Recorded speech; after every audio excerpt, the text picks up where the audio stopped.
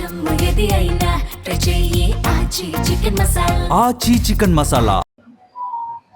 देखिए, सबसे बड़ी बात यह है कि देश के प्रधानमंत्री वजीर आजम का जो इजराइल का दौरा था वो बड़ा अनटाइमली था और वजीर आजम नरेंद्र मोदी को अपने एडवाइज़र से सवाल करना चाहिए कि क्या ये सही वक्त था इजराइल का दौरा करने के लिए। अगर वजीर आजम का एयरक्राफ्ट मिड एयर में होता और इस तरह का हमला होता तो फिर इसका जिम्मेदार कौन होते।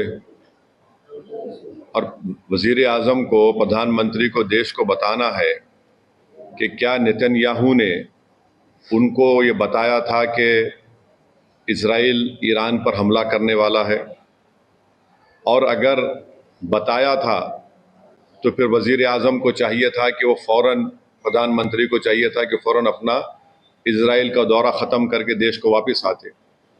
मैं इसलिए कह रहा हूं कि अटल बिहारी वाजपेयी 1979 में चाइना गए थे और जब वियतनाम पर हमला हुआ अटल बिहारी वाजपेयी वापस आ गए देश को।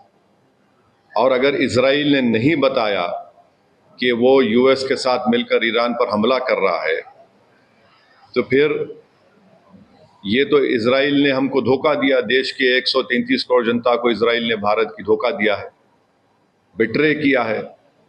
उन्होंने प्रधानमंत्री के विजिट को इस्तेमाल किया है ईरान पर अपने वल्गर अटैक के लिए, और उन्होंने प्रधानमंत्री के विजिट को इस्तेमाल किया है ईरान पर हमला करने के लिए, और जो जेनोसाइड उन्होंने फ़लस्तीनियों का किया है गाज़ा में उसको कवर अप करने के लिए।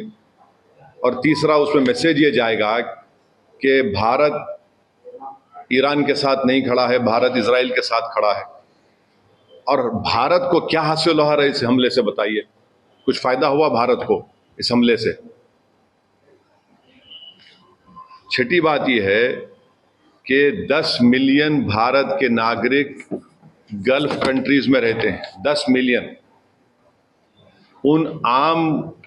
उस देश के आम नागरिक पर क्या मैसेज जाएगा कि प्रधानमंत्री मोदी के विजिट के ख़त्म होने के फौरन बाद इजराइल ने ईरान पर हमला किया। अब आप देखिए, बहरीन में हमला हो गया, क़तर में हमला हो गया, सऊदी अरेबिया पे हमला हो सकता है। तो ये वहाँ की जनता को हम क्या पैगाम दे रहे हैं? हम तो हमेशा न्यूट्रल थे।